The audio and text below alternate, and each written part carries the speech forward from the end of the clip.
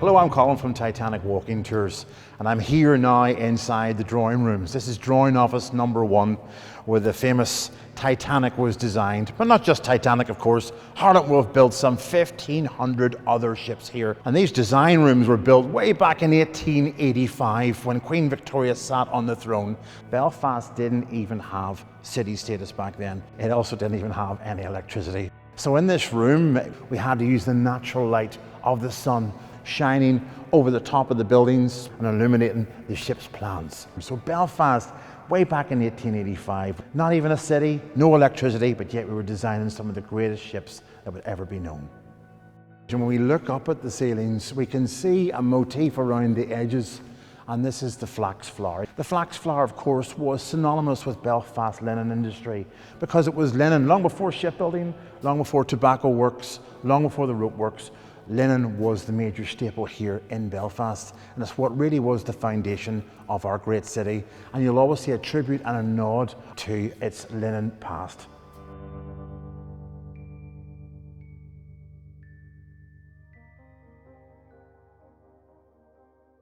So here we are inside the main entrance of Harland Wolff Shipyard. This is the entrance for management here at Harland Wolff. Today the new Titanic Hotel has a lovely grand entrance. Of course, this was the original, one that can be easily overlooked in the hotel if you don't know what you're looking for.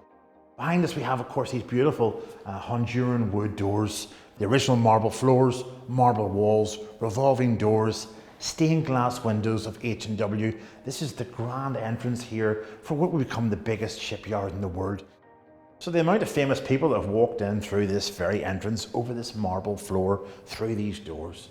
People like, of course, Gustav Wolff, William Perry, Alexander Carlisle, Thomas Andrews, all those key figures in the Titanic story, even including Captain Smith and the officers of Titanic.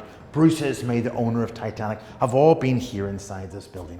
And of course, we've had huge guests of honour, people like J.P. Morgan of J.P. Morgan's Bank, who was the guest of honour for Titanic's launch. Even more controversially, of course, we had Kaiser Wilhelm of Germany, who's the guest of honour for the Olympics launch in 1910. They've all been here inside the old headquarters of Harland Wolff Shipyard. We've even had a visit from Jackie Kennedy back in the early 1970s. And why was Jackie Kennedy here? Well, of course, who did she marry after President Kennedy's assassination? Was, of course, Aristotle Onassis. Onassis came here in the 70s doing business with the yard, and at one point was rumoured to want to purchase the shipyard. Yes, we have seen some monumentally famous people walk over this beautiful marble floor.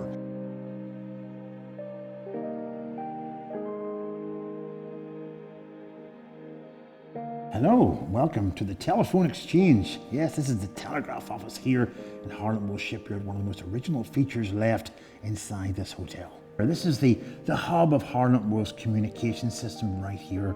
And of course, this is where they would receive all the telegrams. This is where, of course, they do their press releases and all the communique for Harland Wolff Shipyard will be operated outside of this room. It's also where you collected your post in the morning. Thomas Andrews would come through here, any mail for him, he could collect right here through this very hatch. This is actually the original woodwork, the original Victorian stencil glass windows, all still here from that time. One of those original features that still exists today. Now, rather tragically, of course, this is where they received the communique that Titanic had struck the iceberg. There was some early conflicting reports over whether Titanic had sank or not, but eventually the tragic news came through that not only had Titanic sank, but of course Thomas Andrews, the managing director of Harland Wolff, had sadly been lost in the disaster. So this is where tragedy was received through here.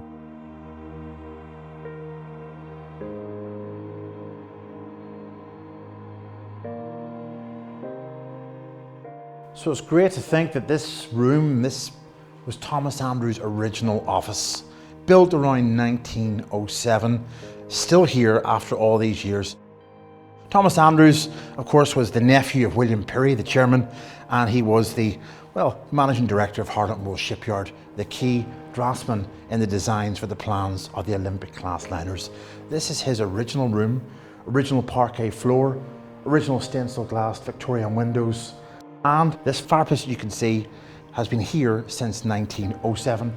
Even right down to these drawers that you see has some lovely original artifacts and memorabilia in here from that time, even letters penned by Thomas Andrews.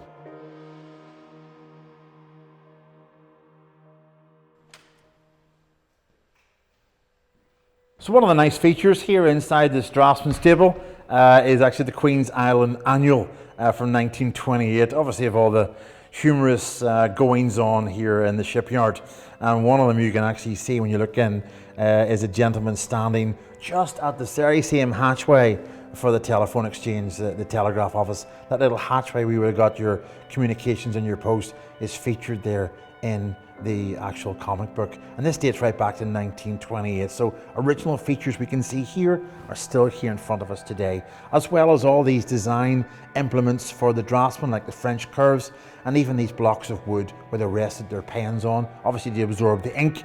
And if you look carefully, there's even some signatures of workers, former workers here in Harland and Wolff who've signed their names, dating right back, one here, to 1875. One of the key rooms in the entire building of the former headquarters is the boardroom. And this is the original boardroom from 1912. This is actually the office of William Perry as well. He was the new chairman of Harland and Wolff Shipyard from 1895. And this room was probably built around 1907. This is one of the key rooms of the entire building because this is where the decision was made over Titanic's lifeboats. So it's tragic to think that the fate of some 1,500 people's lives lay in the decisions that were made here in the boardroom.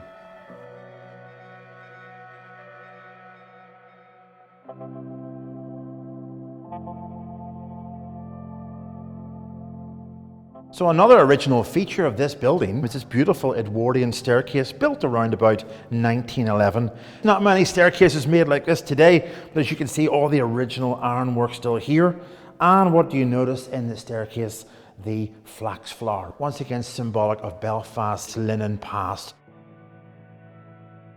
It doesn't take much imagination to think of Thomas Andrews and his men and team of workers up and down these staircases with the rolled up ship's plans, dreaming, conceiving these new luxury liners.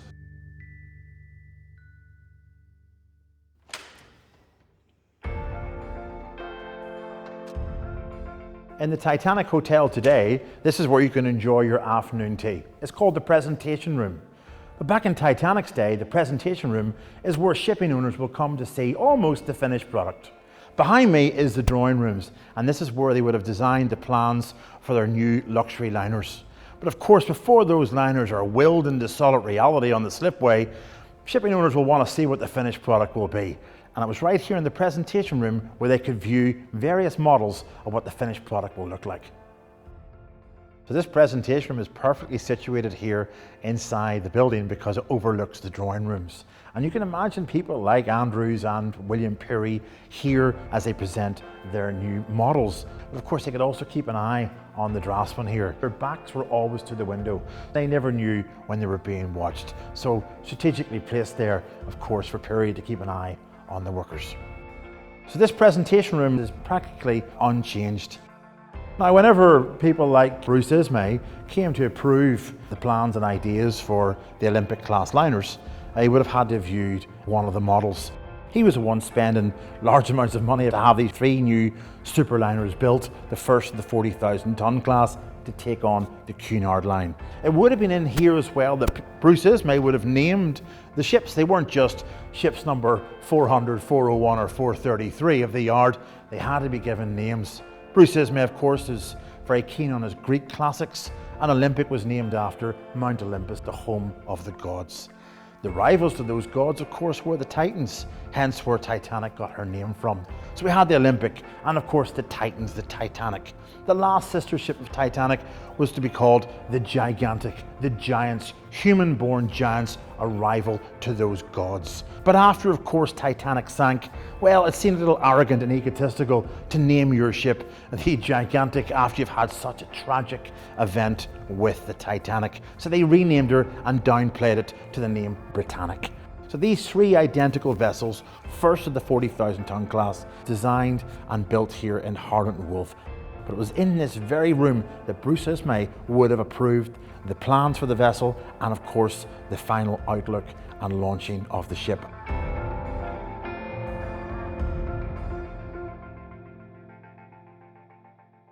So we come back down from the presentation room, and that almost wraps up our whistle-stop tour of the former headquarters of Harland & Wolff, and we're now standing in drawing office number 2. Now, the first drawing office we've seen earlier, that is used for, of course, private functions, but drawing office 2, as you can see, is a very elegant bar. This beautiful room is where you can have lunch and enjoy a cocktail or a nice cold refreshing beer after a long hard day of touring the shipyard. Other original features, other than the room itself, is the bar is actually surrounded by these beautiful ceramic tiles. And if you get a chance to look closer, these tiles are actually from the Olympic class liners. They're made by a German company called Villeroy and Boch, which have been going for almost 300 years. They made the ceramic tiles around Titanic's swimming pool and of course part of the Turkish baths. These tiles were really destined for Titanic's last sister ship, the Britannic. But of course, as you realise, Britannic ended up as a hospital ship for the war effort and it never ended up having all that luxury put on board. So the tiles that you see are actually the extra ones for Britannic and the spares that they would have had used for these liners. So these are actually the original tiles that would have been on Titanic and Olympic, now surrounding our beautiful bar area in drawing office number 2. Well, that's about me wrapped up now of the tour of this magnificent hotel. It's now time for me to enjoy a good drink. Catch you all later.